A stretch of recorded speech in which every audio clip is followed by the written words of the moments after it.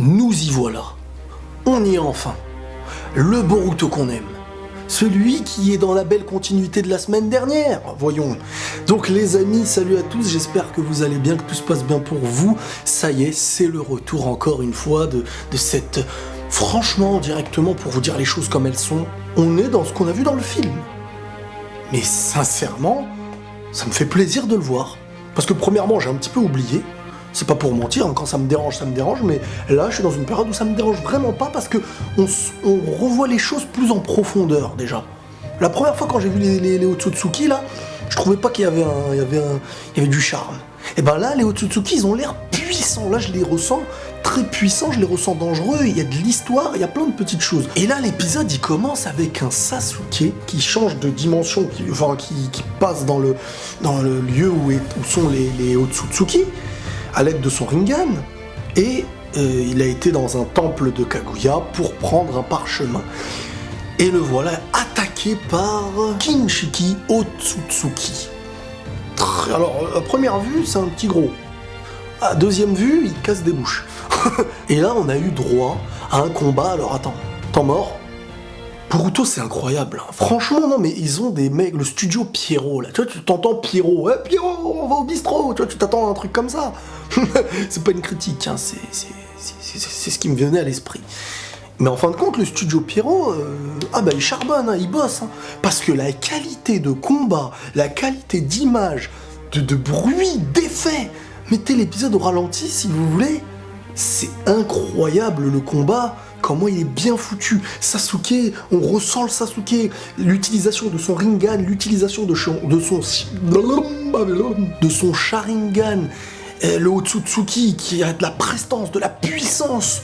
Tu sens vraiment qu'il est dans la même lignée que des Kaguya et tout ça. C'est pas rigolo le garçon. Et tu sens que ces gens-là vont être un gros danger pour ce qui va venir là. Bref, Sasuke a dû s'enfuir, boum, de son côté, voilà. Globalement dans cet épisode, qu'est-ce qui en ressort en dehors de ce combat au début qui permettait donc à Sasuke d'aller chercher le parchemin, mais en même temps de voir qu'il était face à des ennemis clairement redoutables, qui eux étaient choqués déjà qu'un mec puisse arriver dans leur dimension, et ils ont vite compris que Rinnegan, voilà, ça fait la diff. Donc on a l'information désormais qu'il y a des Otsutsuki et qui peuvent être très dangereux pour la suite. Ça y est, confirmation d'un danger qui risque d'arriver. De l'autre côté, Boruto, sous l'admiration totale de Sasuke, qui est tout ce qu'il a envie de représenter.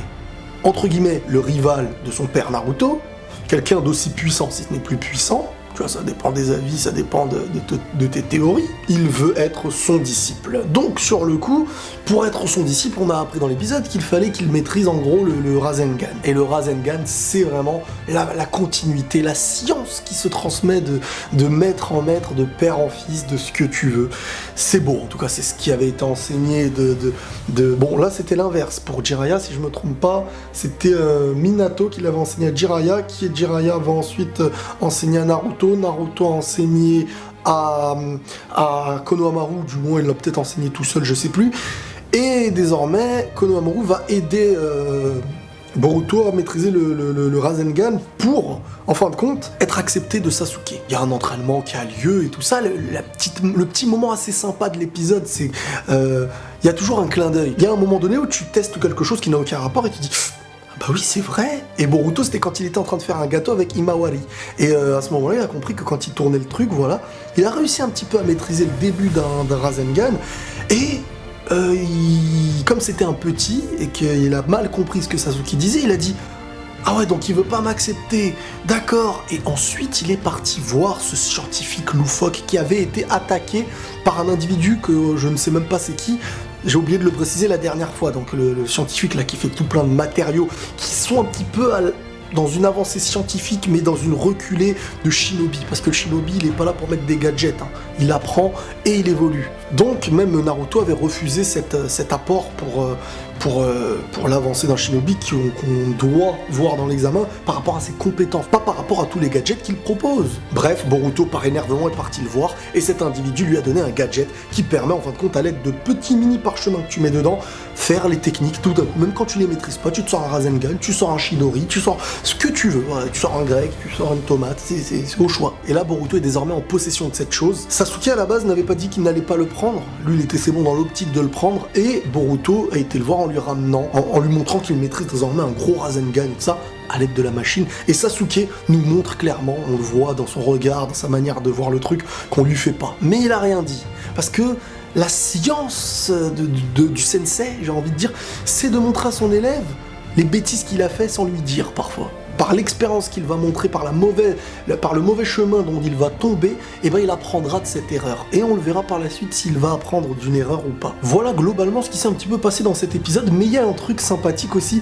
c'est quand Orochimaru et Mitsuki qui communiquent à l'aide de leur serpent. Et le truc que j'ai kiffé, c'est que Orochimaru en fait explique à Mitsuki de ne pas se donner à fond dans cet examen, parce que voilà, il est conscient qu'il peut être en mode ermite, qu'il est très très très chaud. S'il se donne à fond, il risque d'être jeté quoi, du truc tellement il est puissant quoi. Et c'est vrai que la limite de puissance de Mitsuki, je me demande où elle va, parce que à un moment donné on va devoir la voir.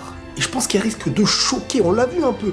Il est plus fort logiquement de ce qu'on a vu, de ce qui a été dit par Orochimaru. Bon, peut-être que maintenant il est vieux, je sais pas quoi, mais il est plus fort que lui. Il doit avoir un niveau incroyable en mode ermite.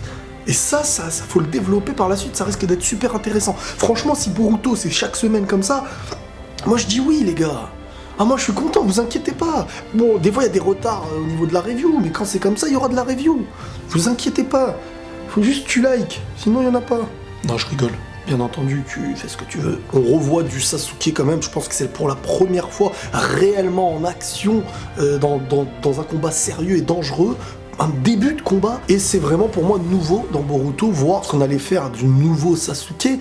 Et ben franchement, sa personnalité en tant que gentil, mais qui reste un peu froid, c'est bien représenté. Je suis assez satisfait de comment c'est foutu.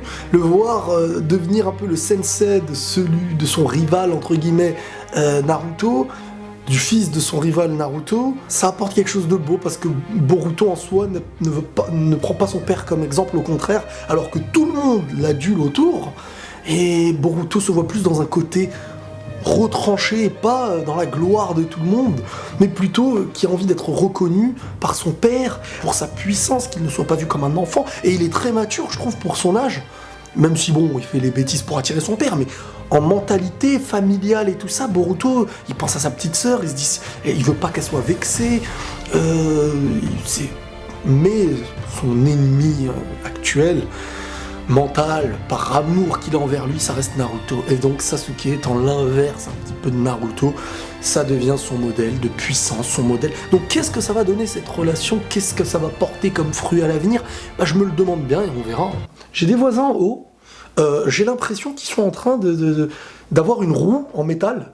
Ils la font rouler dans la maison, comme ça, ils s'amusent, Indiana Jones, je sais pas quoi. Quoi qu'il en soit, cet épisode, il est dans la même continuité que le dernier, si ce n'est peut-être encore mieux, parce que les mystères commencent à s'élucider, des petits détails comme Boruto qui va réveiller Konohamaru, des choses qu'on ne voit pas dans le film, et c'est bien, c'est comme ça qu'il faut faire, je pense.